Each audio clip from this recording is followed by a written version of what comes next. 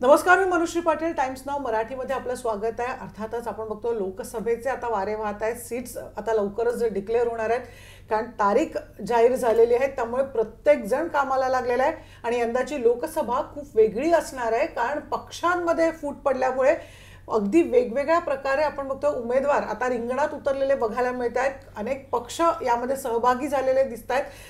अभयकुमार देशमुख आपल्याबरोबर असणार आहेत. अभय, आपण बघतोय खरं तर सुरुवातीला आपण एकेका मतदारसंघाबद्दल बोलूच, पण यंदाची लोकसभा खूप वेगळी असणार आहे. म्हणजे मघाशी मला वाटतं आपण चर्चा करत होतो, शिवसेनेच्या मतदारांना काँग्रेसचा सुद्धा प्रचार करावा लागणार आहे एकीकडे, आणि दुसरीकडे राष्ट्रवादीचा सुद्धा प्रचार करावा लागणार आहे. निश्चितपणे या वेळच्या निवडणुकीचं गणित अगदी वेगळं झालेलं आहे, कारण की महाराष्ट्राच्या राजकारणामध्ये ज्या घडामोडी मागील काही दिवसांमध्ये घडलेल्या आहेत, जे पक्षफुटीचं राजकारण घडलेलं आहे, त्याचा परिणाम या येणाऱ्या लोकसभा 2024च्या निवडणुकीमध्ये आपल्याला पाहायला मिळणार आहे. सद्यस्थितीमध्ये आपण जर विचार केला तर प्रत्येक मतदारसंघामध्ये सत्तेची समीकरणं बदललेली आहेत. याचं कारण असं की त्या मतदारसंघामध्ये किती गट झालेत यावरूनच आपल्याला या निवडणुकीमध्ये कशा पद्धतीचं राजकारण होऊ शकतं याचा अंदाज सुरुवातीलाच आलेला आहे. उदाहरण पाहायचं झालं तर आपण या कोल्हापूर, सांगली, हातकणंगले या मतदारसंघाचा विचार करू शकतो. पण असं असलं तरी संपूर्ण महाराष्ट्रातल्या लोकसभांच्या ज्या जागा आहेत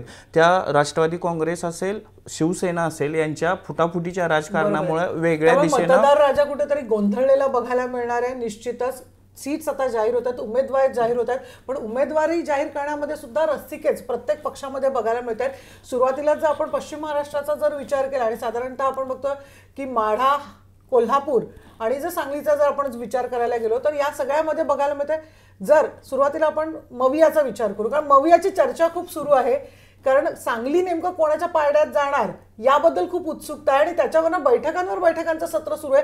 एकीकडे दावा केलेला आहे शिवसेनेने, अगदी उमेदवार सुद्धा डिक्लेअर केलेला आहे, पण दुसरीकडे काँग्रेस तर सोडायला तयार नाहीये.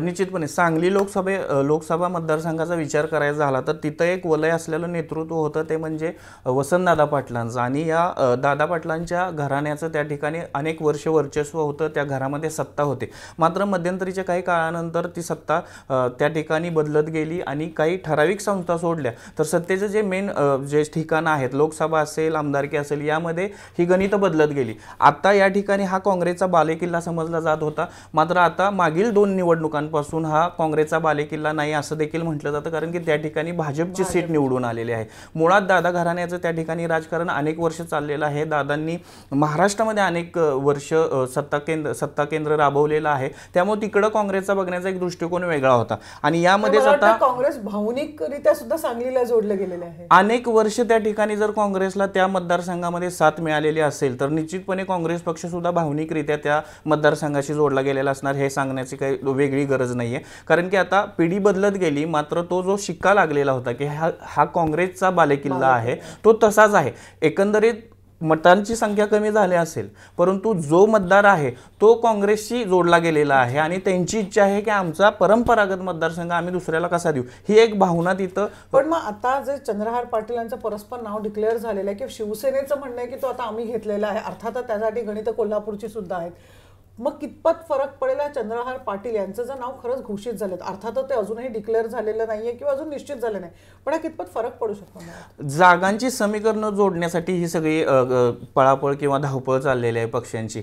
पण मुळात जर चंद्रहार पाटलांचा विचार करायचा झाला तर मागील काही दिवसामध्ये सातत्यानं ते मतदारसंघामध्ये निश्चितपणे चर्चेत राहिलेलं एक नाव आहे. चंद्रहार पाटील एक वेगळ्या म्हणजे क्रीडा क्षेत्राशी रिलेटेड आहेत, कुस्ती क्षेत्राशी रिलेटेड आहेत, त्यामुळे संपूर्ण महाराष्ट्राला याआधी पैकी आहे, संपूर्ण महाराष्ट्राला माहीत असलेला चेहरा आहे. त्यानंतर मागील काही दिवसांमध्ये त्यांनी जे केलेलं काम आहे किंवा जे सामाजिक उपक्रम राबवलेले आहेत त्यातून सुद्धा ते लोकांपर्यंत पोहोचलेले आहेत. दुसरं असं, त्यांच्या विरोधामध्ये जे उमेदवार येणार आहेत ते तर पहिल्यापासून राजकारणामध्ये आहेतच, पण विशाल पाटलांचा जो चेहरा आहे किंवा काँग्रेस जो दावा करते की आम्ही आमची सीट का देऊ, आता या ठिकाणी ग्राउंड लेवलला काम करणारे काँग्रेसचं नेतृत्व म्हणायला लागलं तर ते विशाल पाटील आहेत, जे दादा घराण्यातले आहेत, ते वसंतदादांचे नातू आहेत. त्यांनी मागील लोकसभा निवडणुकीला वरळीला आपलं नशीब आजमावलं का आजमावलं, मात्र ते 2 नंबरच्या स्थानावरती गेले. गोपीचंद पडळकर उभा राहिल्याने त्यांचा विजय हुकला. गोपीचंद पडळकर हे वंचितकडून उभे राहिलेले होते. वंचितकडून उभा राहिल्यामुळे त्यांची सुद्धा मताची संख्या चांगली होती आणि त्याचा फटका विशाल पाटलांना बसलेला होता. आणि पण आज सगळ्या गणितामध्ये जर आपण समजलं की चंद्रहार पाटलांसाठी ही सीट गेली म्हणजे शिवसेनेसाठी किंवा मशाल म्हणूया, मशालीसाठी गेली, तर आता जो पारंपरिक काँग्रेसचा जो मतदार आहे तो कितपत साथ देईल असं वाटतंय मशालीला? आता या ठिकाणी जागेंचं, विधानसभेच्या जागांचा जर विचार करायचा झाला तर त्या ठिकाणी काँग्रेसचे 2 आमदार आहेत. एक शिंदेगड शिवसेनेचे जे दिवंगत बाबर आमदार जे होते बाबर, ते त्या ठिकाणी होते. त्याबरोबर सांगलीमध्ये जे गाडगीळ आहेत ते आमदार आहेत. म्हणजे जर जागांचा विचार करायचा झाला तर मतांची टक्केवारी ही विभागून आहे. जरी शिवसेनेला त्या ठिकाणी गेली तरी शिवसेनेचा स्टँडिंग आमदार त्या ठिकाणी तुम्हाला आता दाखवता येत नाही. जो होता तो यामध्ये पक्षफूट झाल्यानंतर ना तो शिंदे गटाकडे गेलेला होता. त्यामुळे आता शिवसेनेच्या जोरावरती मिळणारी मतं किती आहेत असा जर तुम्ही प्रश्न विचाराल तर ते सद्यस्थितीत आपल्याला सांगता येणार नाहीये. जर महाविकास आघाडीने एकत्रितरित्या या जागेचा विचार केला आणि निवडणूक लढवण्याचा प्रयत्न केला, प्रचारात एकत्रितरित्या उतरले, तर मात्र मग या जागेवरती काय होईल हे सांगता येणार नाही. सांगलीचा विचार केला तर विश्वजित कदमांचं नाव तर घेतल्याशिवाय तो सांगली मतदारसंघ पूर्ण होऊ शकत नाही. विश्वजित कदम यांनी मध्ये एकदा असंही स्टेटमेंट केलेलं होतं की आम्ही हे त्यांना साथ देऊ मशालीला, पण आमचा जो उमेदवार मतदार आहे ते कितपत साथ देतील ही शंका त्यांनी सुद्धा उपस्थित केली होती. आता या प्रकारचं जर ते वक्तव्य करत असतील तर आपण एक गोष्ट लक्षात घेतली पाहिजे, ज्या मतदारांचं ते नाव पुढं करतायत ते मतदार त्यांचेच आहेत.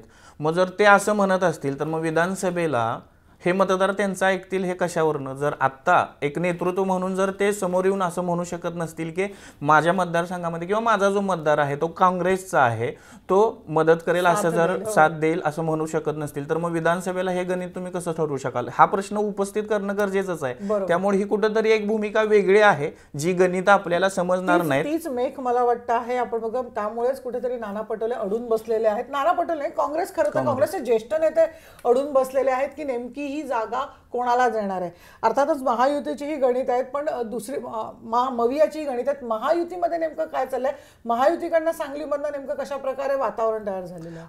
आता तर या ठिकाणी पुन्हा एकदा संजय पाटलांची उमेदवारी जाहीर झालेली आहे. संजय पाटलांचं ज्या पद्धतीनं राजकारण मागील काही वर्षांमध्ये सुरू आहे ते आत्ता भाजपनं बऱ्यापैकी तिथं सर्वे केला असेल, माहिती घेतली असेल आणि त्यानंतरच त्यांची तिकीट जाहीर केली असेल असं आपण गृहीत धरूया. याचं कारण असं की संजय पाटलांनी जो एक विरोध होता, म्हणजे संजय पाटलांची सीट जाण्यामागचं एक कारण होऊ शकत होतं मागच्या इलेक्शनमध्ये, ते होतं ते वंचितचं, म्हणजे गोपीचंद पडळकर उभा राहिलेले होते. त्या ठिकाणी त्यांचा मतदानाचा टक्का चांगला आहे. मात्र आता गोपीचंद पडळकर हे महायुतीमध्येच म्हणजेच भाजपमध्येच आहेत, विधान परिषदेचे सदस्य आहेत. त्यामुळे एक मोठा मताचा तुटवडा पडणार होता जर ती सीट उभी राहिली तर तो आता संपलेला आहे. त्यामुळे जो विरोध होणार होता किंवा थेट लढत होईल आता ही, फक्त आता या ठिकाणी अडचण झाली तर ती होणार आहे मवियामधल्या सदस्याची. जर शिवसेनेनं ही तिकीट जाहीर केली चंद्रहार पाटलांना आणि जर विशाल पाटलांनी जर ऐकलंच नाही त्यांनी आपली उमेदवारी दिली तर मवियाच्याच जागेसाठी ही धोक्याची नकार. म्हणून कदाचित काँग्रेस अट्टहास करत असेल या सगळ्यामध्ये.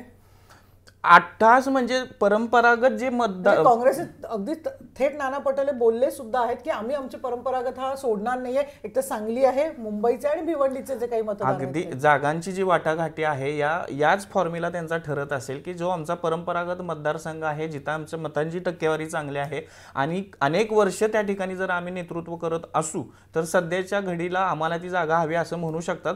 पण बदललेल्या गणितानुसार त्यांना बदल हा करावा लागेल असं देखील या ठिकाणी प्राथमिक चित्र दिसू शकतं.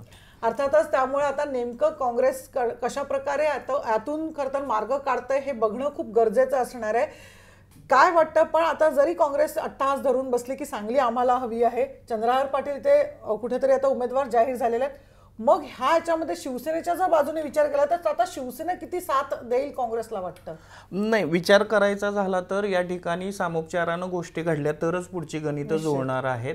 जर प्रत्येकानं आपला मुद्दा तसाच रेटून धरला तर त्याचा परिणाम मतदानावरती होणार आहे. कारण हे गटातटाचं राजकारण आहे. कारण की या गटाला जरी कमी वाटत असली मतं तरी मतं आहेत हे विसरून चालणार नाही. त्यामुळं या ठिकाणी मवियानं जर उमेदवार दिला तर तो एकच असावा आणि इतर जे त्यांचे मित्रपक्ष आहेत त्या पक्षातून उमेदवार कोणी उभा राहुनी किंवा फुटून कोणी उभा राहुनी, अपक्ष उभा राहुनी. पण मग या मवियामध्ये अशा प्रकारेचा अंतर्गत हा कुठेतरी भेद दिसून येतो आहे किंवा वाद दिसून येतोय, याचा मग फायदा कुठेतरी आता महायुतीला होताना सुद्धा बघायला मिळतो. निश्चितपणे हा पहिला फॉर्म्युलाच हा आहे. मतांची विभागणी झाल्यानंतर ना एका महायुतीनं जे जाहीर केलेली उमेदवारी आहेत त्या उमेदवाराला विजय सोपस्कर झाला ना. ज्या अर्थानं तुम्ही तिघं पक्ष एकत्र येऊन जर तुमच्यात एक वाक्यता नसेल तर मतदार तुमचा एकत्रितरित्या तुमचं एक कसं ऐकेल. जर प्रत्येकाची भूमिका वेगळी मांडणार असाल तर तुमचं ते मतदार ऐकू शकत नाही. सामंजस्याने कुठेतरी मार्ग काढणं गरजेचं आहे आणि मला वाटतं ह्या निवडणुकीचं हेच वैशिष्ट्य असणार आहे की वेगवेगळे पक्ष आहेत. शिवसेना दोन्हीकडे आहे, राष्ट्रवादी दोन्हीकडे आहे, महायुतीमध्ये सुद्धा आहे आणि मवियामध्ये सुद्धा आहे. पण किती सामंजस्याने घेत आहे बघणं कुठेतरी इंटरेस्टिंग असणार आहे. लवकरच आता उमेदवार जाहीर होतील अपेक्षा करूया. सांगलीचा हा आपण आढावा तर घेतलेला आहे, इतरही राज्यातल्या मतदारसंघाचा आढावा आपण असाच घेत राहणार आहोत. पण आपण इथेच थांबूया. पण तुमच्या प्रतिक्रिया आम्हाला जरूर कळवा. हा चर्चा तुम्हाला कशी वाटली, तुमच्या काही सल्ले असतील ते सुद्धा आम्हाला जरूर कळवा. त्यासाठी सबस्क्राईब करा marathitimes.now.com ला बेल आयकॉन प्रेस करायला विसरू नका. पाहत राहा marathitimes.now.com.